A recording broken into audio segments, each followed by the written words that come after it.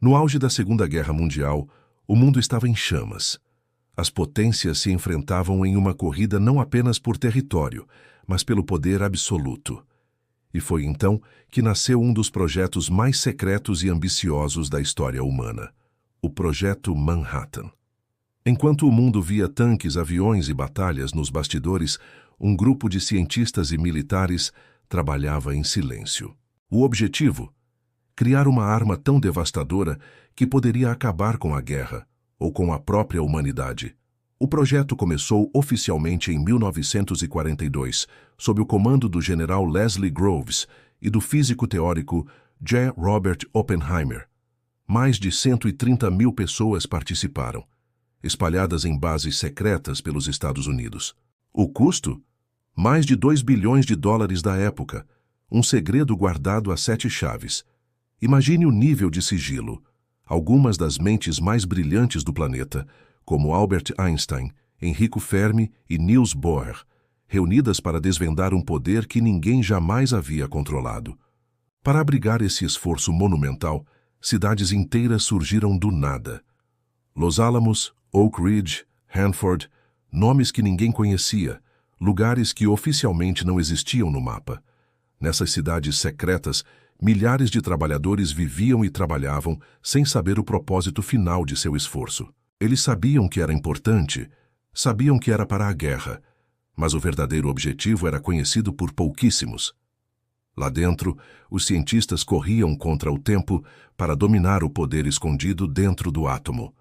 O grande segredo estava na fissão nuclear. A ideia era simples, mas a execução um pesadelo de complexidade. Ao bombardear o núcleo de átomos pesados, como urânio e plutônio, era possível dividi-los.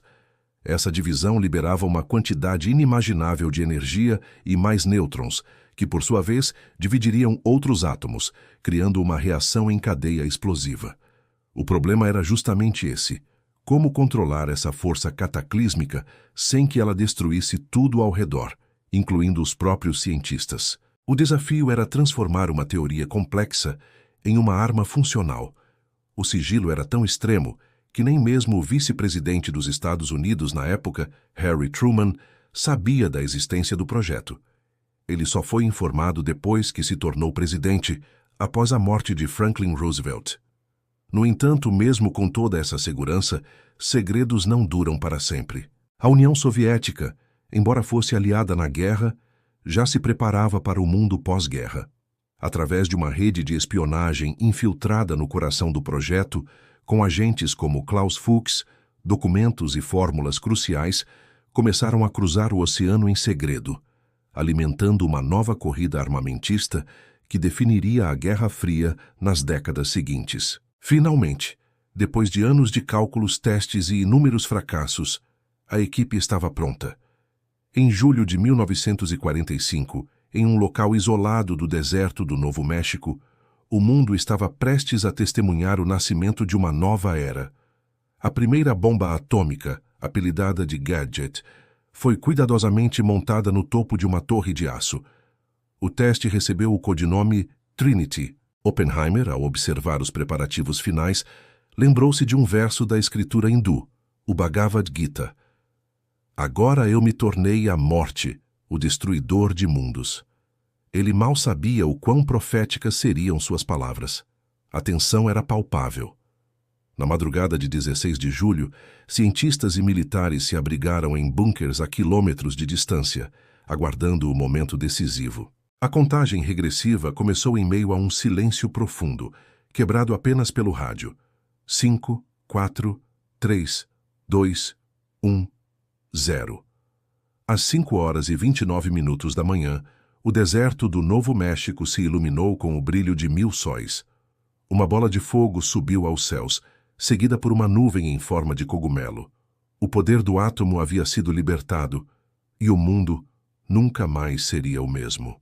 O que começou como um projeto secreto para vencer uma guerra, mudaria para sempre o curso da história humana, inaugurando a era atômica e um novo tipo de medo global.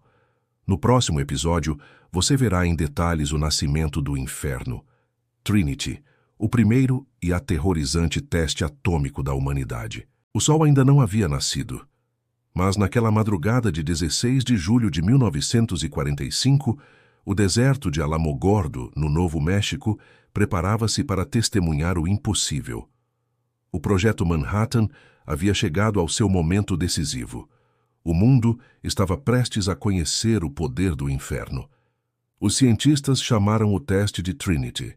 A bomba, apelidada de Gadget, era o resultado de 3 anos de trabalho, bilhões de dólares e o esforço de milhares de pessoas. Às 5h10, tudo estava pronto. O clima? Tenso, úmido, com nuvens que ameaçavam o sucesso do experimento. Na torre metálica de 30 metros, o dispositivo aguardava enquanto equipas de cientistas e soldados ajustavam os últimos cabos e instrumentos. Rádios chiavam com ordens finais, e em cada rosto a apreensão era visível. Quando a contagem começou, o silêncio tomou conta do deserto. Oppenheimer, o pai da bomba atômica, observava em silêncio de uma trincheira a 10 quilômetros de distância. Alguns temiam que a explosão incendiasse a atmosfera e destruísse o planeta inteiro. Um cálculo que, embora improvável, assombrava a mente de todos. Mesmo assim, o teste seguiu. A contagem, em uma voz robótica, ecoava pelos rádios. T-10 seconds, 9, 8. Às 5 horas, 29 minutos e 45 segundos da manhã, o mundo testemunhou o nascimento do poder absoluto. O clarão foi mais forte que 1000 sóis. O calor, mais intenso que o centro do próprio Sol. A explosão formou uma nuvem em forma de cogumelo, com mais de 12 quilômetros de altura. O chão tremeu. O vento queimava. A era atômica havia começado. Alguns gritaram de euforia, outros de medo. Oppenheimer recordou as palavras do texto sagrado hindu, o Bhagavad Gita. Agora me tornei a morte, o destruidor de mundos. Naquele instante, ele compreendeu. A humanidade havia cruzado uma fronteira que jamais poderia ser desfeita. Nos olhos dos cientistas, o reflexo daquela bola de fogo marcava o fim da inocência e o início de um novo medo. O impacto foi sentido a mais de 160 quilômetros de distância. A areia do deserto derreteu e transformou-se em vidro radioativo, a trinitite. Militares observaram admirados o poder que agora possuíam nas mãos. Em Washington, o alto comando percebeu. A guerra poderia acabar em questão de dias. A arma que decidiria o destino de nações estava finalmente pronta. O sucesso de Trinity selou o destino do mundo. Em poucos dias, as bombas seriam enviadas para o Japão. O que começou como um experimento científico transformar-se-ia na arma mais terrível já criada pela humanidade. Era uma manhã tranquila em Hiroshima, 6 de agosto de 1945. O sol nascia sobre uma cidade viva, cheia de famílias, escolas, mercados e risadas. Ninguém imaginava que, em poucos minutos, a história mudaria para sempre. As crianças iam para a escola, as ruas estavam cheias de vida, e a guerra parecia distante naquele instante de paz. Era uma segunda-feira como qualquer outra. Mas o destino reservava um dos capítulos mais sombrios da história da humanidade. Um momento que redefiniria o poder da destruição e o valor da vida. Às 2h45 da manhã, o bombardeiro americano Enola Gay decolou da ilha de Tinian. A bordo, uma tripulação com uma missão que mudaria o curso da guerra. O avião carregava uma única bomba de urânio com o nome de código Little Boy. Ela pesava 4 toneladas e continha uma força destrutiva nunca antes vista, com o poder de aniquilar uma cidade inteira. O destino, Hiroshima, um importante centro urbano e militar do Japão. O alvo era o coração da cidade. Enquanto o Enola Gay voava silenciosamente sob o manto da noite, a população de Hiroshima dormia, sem saber que estava prestes a se tornar o epicentro de uma nova era, a era atômica.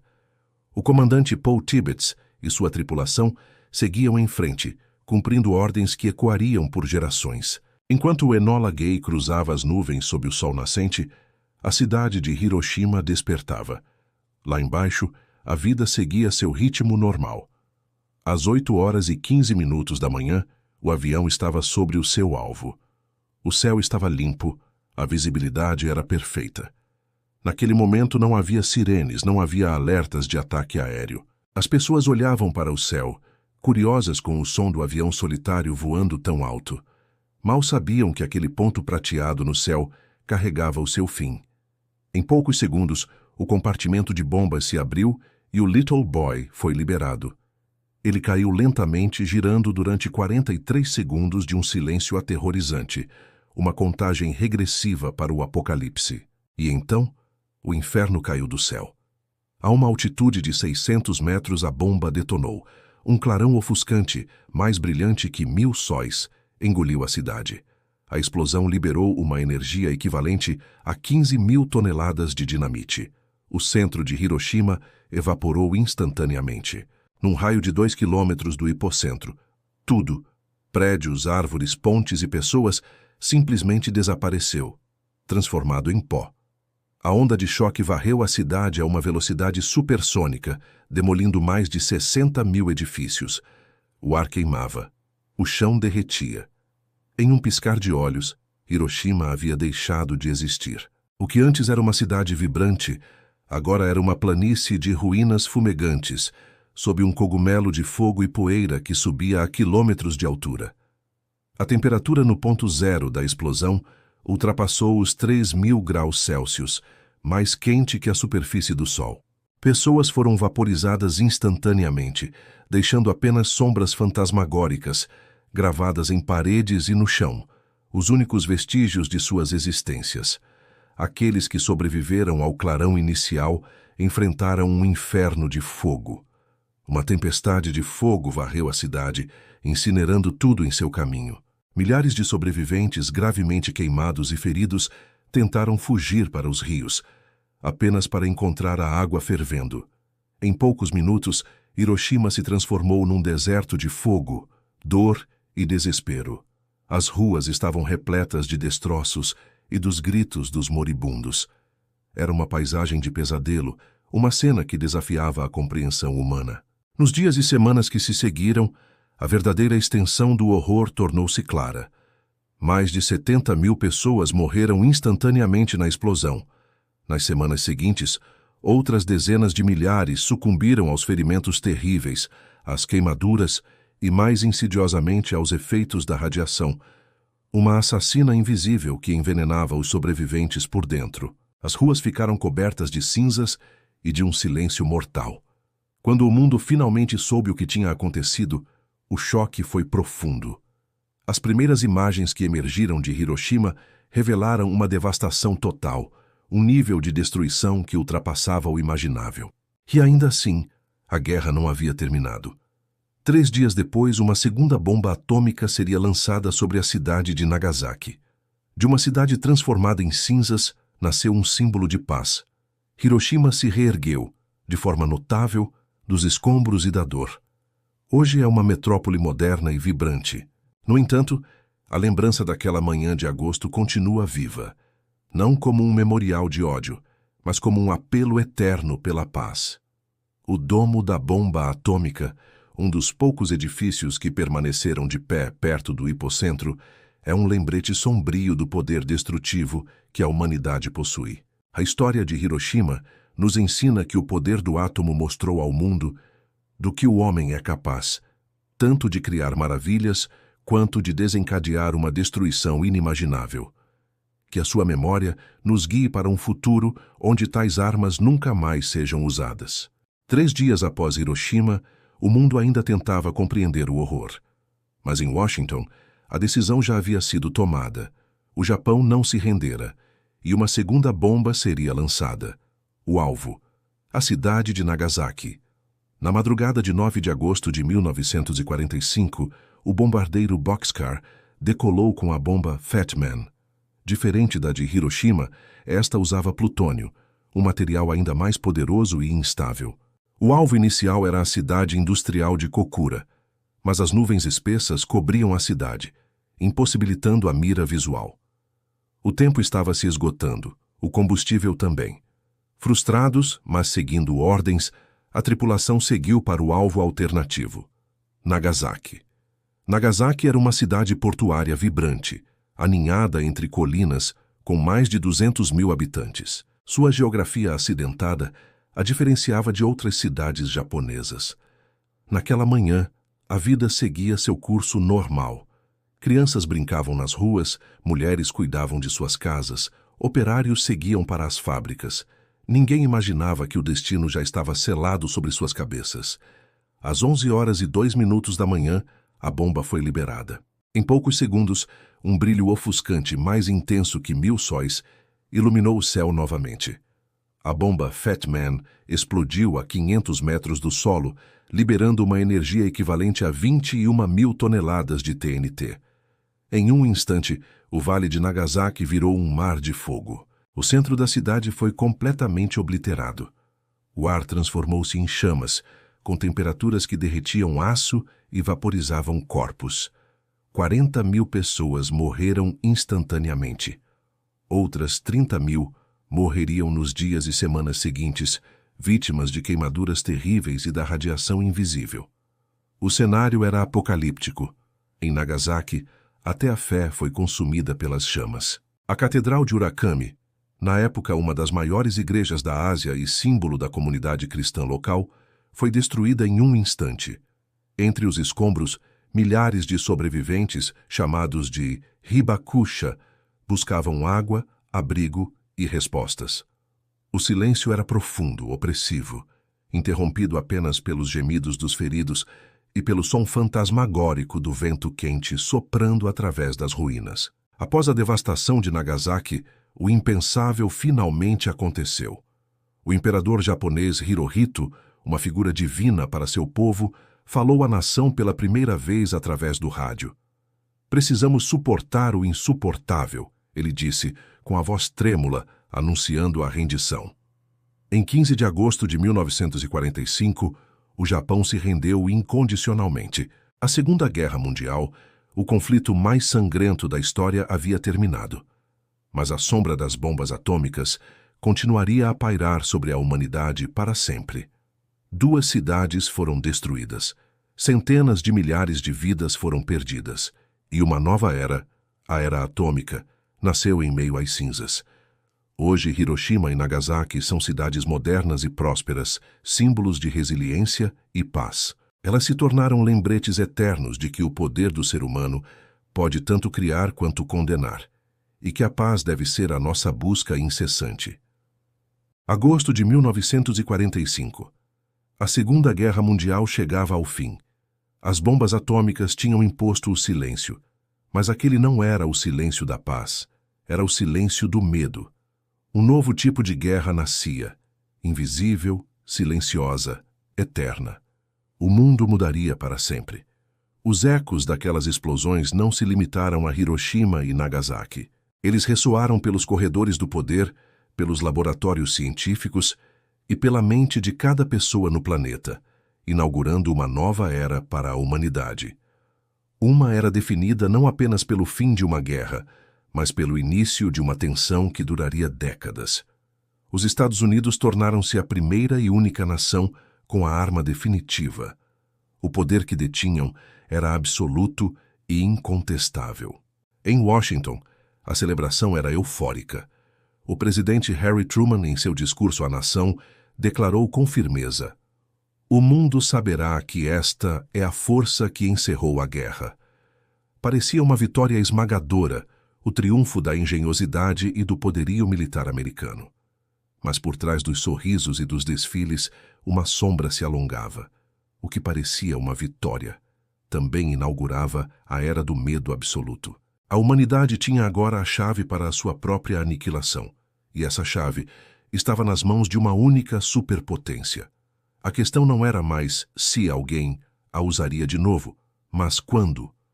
No coração da ciência, a euforia deu lugar ao arrependimento.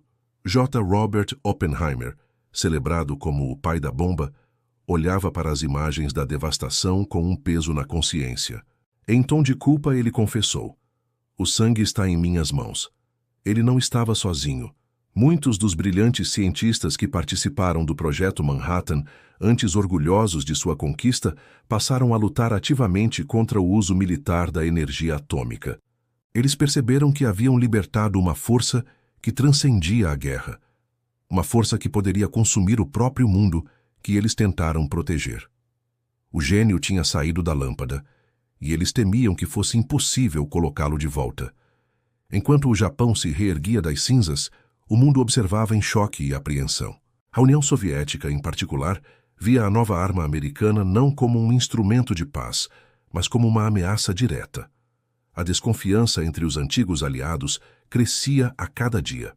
Em Moscou, os cientistas soviéticos receberam uma ordem clara: desenvolver a sua própria bomba e rápido. O equilíbrio global de poder, que já era frágil, havia se partido para sempre. A supremacia militar não pertencia mais a quem tinha o maior exército, mas a quem controlava o átomo. Começava uma nova e perigosa corrida armamentista, com o destino do planeta na linha de chegada. Em 1949, apenas 4 anos após Hiroshima, o mundo prendeu a respiração. A União Soviética testou com sucesso a sua própria bomba atômica. O monopólio americano havia acabado. O equilíbrio de poder não existia mais. Agora, 2 superpotências ideologicamente opostas tinham em mãos o poder de destruir o planeta várias vezes. O mundo entrava oficialmente na Guerra Fria. Não era uma guerra de trincheiras e batalhas campais, mas uma guerra de nervos, de espionagem e de ameaças veladas. O relógio do juízo final, um símbolo criado por cientistas, aproximava-se perigosamente da meia-noite, representando o risco iminente de um apocalipse nuclear. Durante as décadas seguintes, a bomba atômica deixou de ser apenas uma arma e tornou-se parte do cotidiano, um medo invisível que pairava sobre todos. As pessoas viviam com a ansiedade constante do apocalipse. Nas escolas, crianças aprendiam o procedimento Duck and Cover, um exercício fútil para se proteger de uma explosão nuclear. Nos subúrbios, famílias construíam abrigos antinucleares nos seus quintais, estocando comida e água para um fim de mundo que parecia iminente. Enquanto isso, os governos competiam numa corrida insana por mais poder, mais ogivas, mais capacidade de destruição mútua. A paranoia nuclear moldou a cultura, a política e a vida de uma geração inteira. Mas do horror nasceram lições. Hiroshima e Nagasaki, cidades mártires, transformaram-se em símbolos globais de paz e memória, lembrando o mundo do custo humano da guerra atômica. A humanidade aprendeu, ou pelo menos tentou aprender, que a verdadeira força não está na capacidade de destruir, mas na resiliência para reconstruir. Conferências sobre desarmamento, tratados de não proliferação e o diálogo constante entre nações tornaram-se ferramentas essenciais para evitar que a catástrofe se repetisse. A bomba nos mostrou o pior de nós, mas também nos forçou a buscar o melhor: a cooperação, a diplomacia e a esperança de um futuro onde tal poder nunca mais seja usado.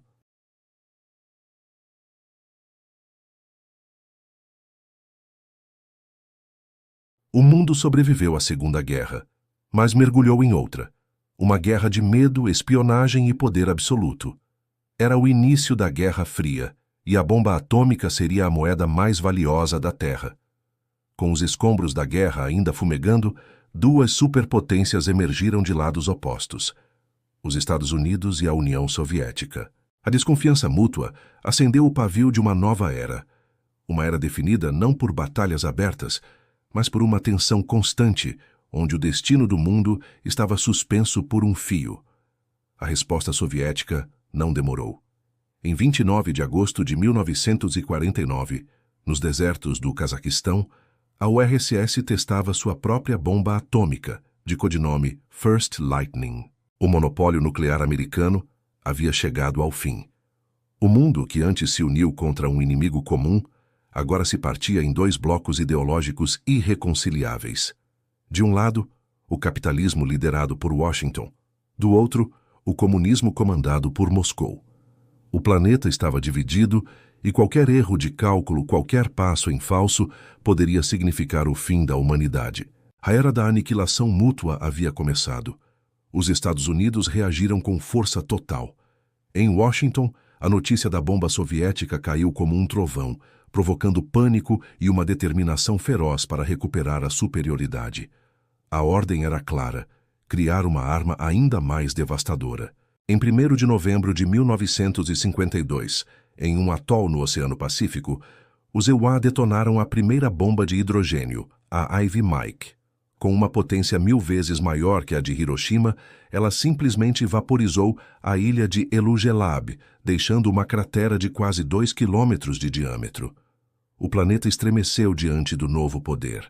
A humanidade havia destravado a capacidade de se autodestruir.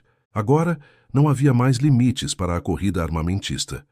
Com o tempo, o medo se tornou a estratégia. A União Soviética rapidamente desenvolveu sua própria bomba H. A lógica era brutalmente simples.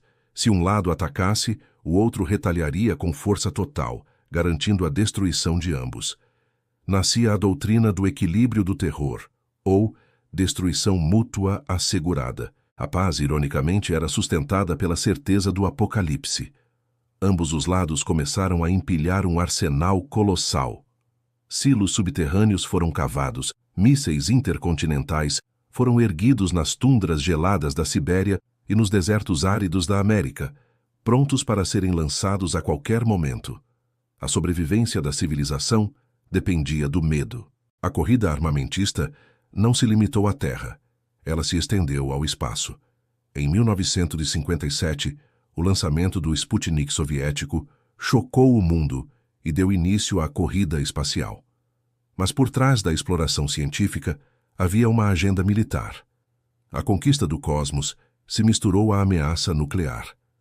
Cada foguete que subia aos céus não era apenas um símbolo de progresso, era também um potencial veículo para ogivas. Cada satélite em órbita poderia espionar o inimigo ou, no pior dos cenários, ser uma arma. O espaço, a última fronteira, transformou-se em mais um campo de batalha da Guerra Fria, onde cada míssil podia carregar a destruição de um continente inteiro. Em outubro de 1962, o mundo parou de respirar.